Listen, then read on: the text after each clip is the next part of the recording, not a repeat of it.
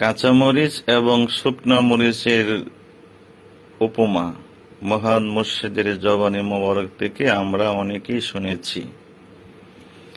এখন উপমা স্বরূপ মরিচ জাল। কাঁচামরিচ বস্তায় বন্দি করে রাখলে কিছুদিন পর পচে যাবে। তো মুর্শিদ এটাকে শুকিয়ে তারপরে বস্তাবন্দি করতে বলেছেন। উপমা বস্তাবন্দি করলেন। বস্তাবন্দি করার পর বছরের পর বছর রেখে দিলেন, কাজে ব্যবহার করলেন না। তাহলে কাজে ব্যবহার না করে আমরা কি এই শুকনো মরিচের বস্তা কবরে নিয়ে যাব? কবরে নিয়ে যেয়ে আমার ফায়দা কি? আমাকে তো এই দুনিয়াতে ব্যবহার করতে হবে, তাই না? পৃথিবীতে বাবা আদম থেকে শুরু করে দয়াল রাসূল সাল্লাল্লাহু আলাইহি ওয়াসাল্লাম পর্যন্ত এবং অদ্যাবধি যত নবী রাসূল ওলি আউলিয়া কেরাম এসেছেন, নবী রাসূলদের যুগে মুজিজা আর বেলায়েতের যুগে ওলি আল্লাহদের কারামত। আল কারামাতু আউলিয়ায়ে হাক্কুন, ওলিদের কারামত সত্য। তাহলে আমরা নবীজির যে সকল মুজিজা এই পর্যন্ত আমরা জানতে পেরেছি এবং বিভিন্ন ওলি আউলিয়াদের কারামত যেগুলো আমরা জানতে পেরেছি, এগুলো তো তাদের জীবদ্দশায় ঘটেছে। হ্যাঁ, ওফাতের পরেও ঘটে, কিন্তু ওনাদের জীবদ্দশায় কিন্তু সেই ঘটনাগুলো ঘটে, যার সুবাদে বিভিন্ন লেখনী, বিভিন্ন আলোচনা, বিভিন্ন বক্তব্যের মাধ্যমে আমরা সেগুলো জানতে পাই। বাবা দেওয়ানবাগী রহমাতুল্লাহ আলাইহি তার জীবদ্দশায়ও তার এবং তার মুরিদানদের মধ্যে লক্ষ লক্ষ অলৌকিক কারামত সংগঠিত হয়েছে এবং এখনো হচ্ছে।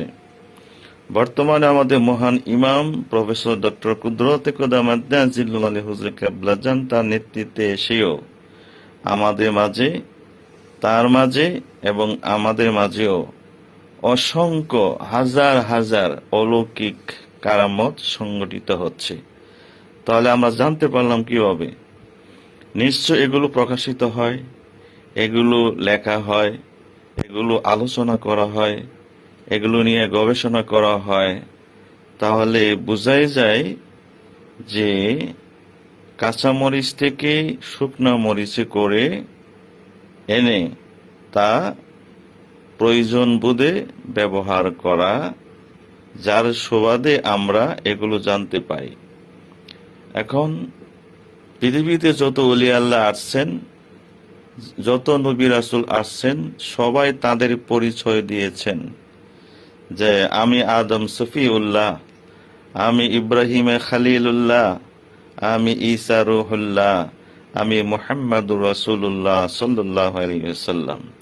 ঠিক ওলিয়া উলিয়াগণ জগতে বুকে এসে তারা বলেছেন যে আমি আল্লাহর প্রতিনিধি, আমি আল্লাহর পক্ষ থেকে এসেছি, আল্লাহর পক্ষ থেকে আমাকে পাঠানো হয়েছে।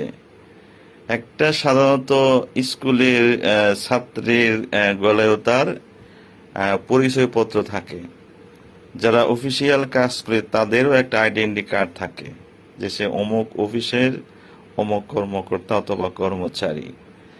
মোট কথা হইল, যারা আমরা সাধনা, রিয়াজত, গবেষণা করে আমরা যদি কিছু লব্ধ করি, যদি কিছু লব্ধ হয় আমাদের হৃদয়ে, যদি কিছু ঘটে আমাদের মাঝে, যদি আমি মুহাম্মদ ইসলাম পালন করে যদি কিছু পাই, তাহলে আমার সেটা প্রকাশ করতে অসুবিধা কোথায়? বলতে আমার অসুবিধা কোথায়?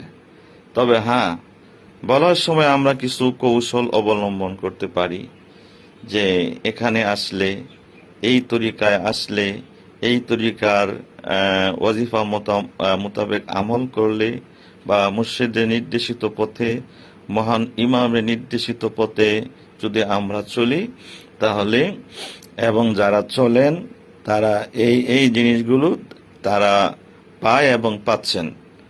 হ্যাঁ, অথবা অমুক অমুক অমুক তারা অমুক অমুক বিষয় অমুক অমুক বিপদ থেকে বালা মুসিবত থেকে উদ্ধার পেয়েছেন।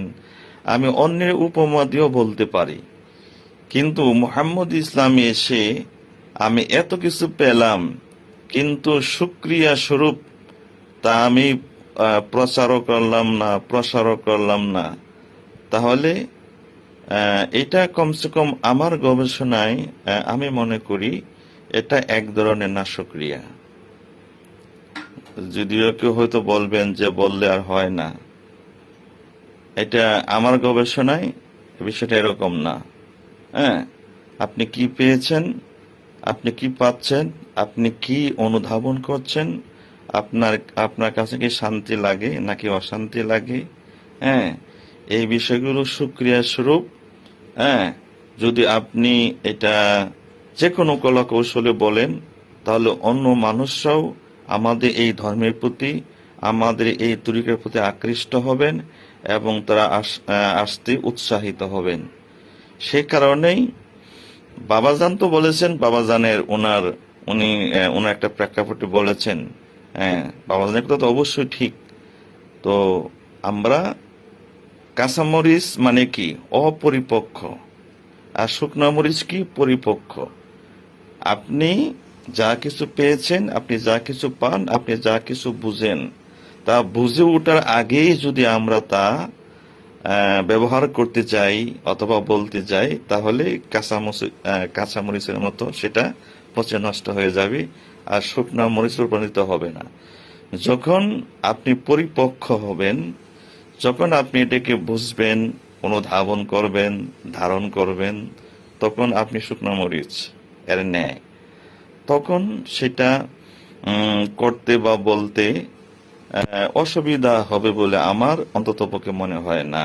কারণ নিশ্চয়ই আপনারা অনলাইনে আমার ভিডিও দেখেন বহুদিন আগে থেকে, প্রায় 10 বছরের বেশি সময় ধরে। তা আমি তো বলে আসছি, কই আমাকে তো মালিক দয়া করে হ্যাঁ অনেক কিছু বুঝান, অনেক কিছু দেখান। হ্যাঁ, এবং আমি অনেক কিছু বলিও আপনাদের সামনেই সরাসরি। আগে তো লিখতাম, ডায়েরি বা নোটের মধ্যে লিখে রাখতাম, কিন্তু এখন আর লিখে রাখার প্রয়োজন মনে করি না, যে এত কিছু লেখা আসলে সম্ভব না, ইচ্ছাও করে না।